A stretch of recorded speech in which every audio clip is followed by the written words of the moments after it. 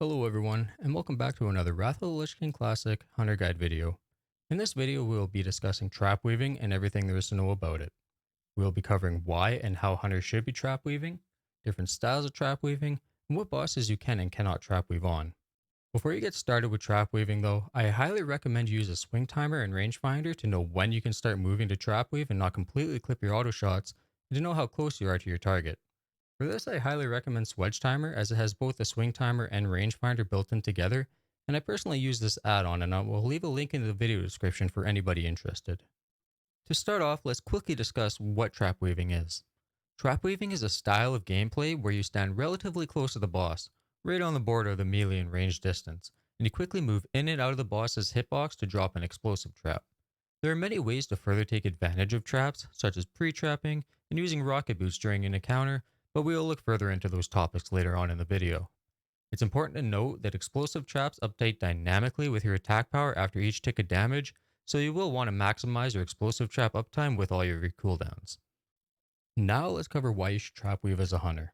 Regardless of which spec you play, whether it be marksmanship, survival, or even beast mastery, the reason you will want to trap weave and should definitely learn how is due to the fact that it's a fairly big DPS increase and the range is several hundred if performed correctly for all three specs, and is relatively easy to perform once you practice a little bit. It's essentially free DPS and much easier to learn, unlike melee weaving was in Burning Crusade, where you had to consistently execute it properly and be moving in and out of melee range every few seconds. Trap weaving only needs to happen once every 30 seconds, making it much less hectic. While trap weaving is great for beast mastery and marksmanship, and both specs should definitely be doing it, for survival it's much more important to be trap weaving due to a few key factors. You have multiple talents such as trap mastery, TNT, which will both directly increase the damage of your explosive trap, and you also have lock and load to consider. The key thing here is lock and load. Using explosive traps during boss encounters will give you a chance to proc lock and load, allowing you to use rotations such as the 4-3-4 rotation for an even bigger burst of damage. Also, it is important to note that you cannot force lock and load procs with frost traps as they have no effect on bosses. Now, I know you're probably wondering, why go through all the trouble of running in and out to drop an explosive trap if Black Arrow also procs lock and load? Well, the quick and easy answer to that is that explosive traps are an overall net gain with its initial explosion, and the tick damage over its 20-second duration compared to what Black Arrow will provide you with its 15-second duration and 6% additional damage done by you. There are exceptions to this rule, however. In situations where you can pre-trap on a boss, it's much better to use Black Arrow first, as your pre-trap damage will also benefit from this. Afterwards, it's better to switch back to explosive traps. Now that we've talked about why you should be trap weaving, let's look at how to properly execute trap weaving and the multiple ways you can go about doing it. There are 3 different ways you can trap weave, so let's break down the differences between them and what makes one style better than the other. There's the standard run straight in, drop a trap, and run back out to minimal range distance, strafe trapping, and jump trapping.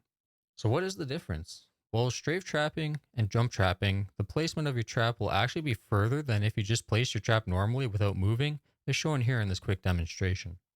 To strafe trap, you simply strafe either left or right and cast your explosive trap while moving.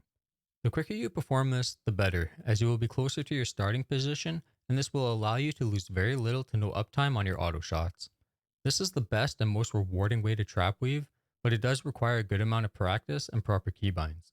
Another quick note about strafe trapping is that your trap will be placed in front of where your character was standing and the direction you were facing prior to your movement. Jump trapping has the same effect as strafe trapping. If you cast a trap while you're in the air, your trap will be placed further instead of where it would otherwise be if you were standing still. Jump trapping is very simple and straightforward as you have no extra movement to account for, assuming your target remains stationary. However, it is the slowest method and you cannot cast auto shots while jumping, so keep that in mind. So now that we've covered the why and how you should be trap weaving, let's translate that to actual gameplay and discuss which bosses you can and cannot trap weave on, as well as which bosses you should pre-trap on. The following bosses are easily trap weavable in Phase 1. Anubrakan, Grand Widow Faralina, Noth the Plaguebringer, Lotheb, Instructor Vesuvius, the Four Horsemen, Patchwork, Thaddeus, and Kel'Thuzad. For all other bosses in Phase 1, you technically can trap weave at least once, and this is where your rocket boots will come into play. Once your tank has established their position, you can use rocket boots to quickly run under the boss, drop a trap, and run back out and only lose minimal uptime on your ranged rotation. If done correctly, this will still be a net gain. All dragon bosses such as Saffron, Malagos, and Sartharion, as well as Makesna from Naxxramas, all have huge hitboxes, but this does not mean you can just run into the edge of the hitbox, drop a trap, or under the dragon's foot. Unfortunately, their trigger point is exceptionally small and is difficult to deal with, and you will need to be nearly dead center of the hitbox for the trap to even trigger. With that being said, all of these bosses, with the exception of Makesna, can be pre-trapped, so you should be doing that. The following bosses can all be pre-trapped, and I highly suggest you remember to pre-trap on them. Hygen the Unclean, Saffron, Sartharion, Malagos, and Kel'Thuzad. This does assume that your tanks are going to be pulling the bosses to the standard positions that most guilds kill these bosses in though. Now for Kel'Thuzad specifically, you have to time your trap properly with the ice tombs. There's nothing worse than running in blindly to drop an explosive trap, only to chain ice tombs to multiple melee groups. You have to pay attention to your DBM or bigwigs boss timers, or visually watch for when the ice tombs go out, then you have plenty of time to stutter step into Kel'Thuzad, stopping as required when you need to let an auto shot go off, and then drop your trap. Thaddeus is another boss you must be very careful on when trap weaving. During polarity shifts, you have a small window in which you can run into Thaddeus and drop an explosive trap if your polarity does not change, or you can drop a trap while running through if the polarity does change. However, sometimes your trap cooldown may not be up yet, so it's better off skipping a rotation instead of risking a death or potentially killing multiple raid members. With all that being said, it's time to wrap up the video. If you found this video helpful and informative, then please give it a like and subscribe to the channel as it helps me out a great deal. As always, you can find me on Twitch for more Hunter content and join my Discord, which will be linked in the video description below.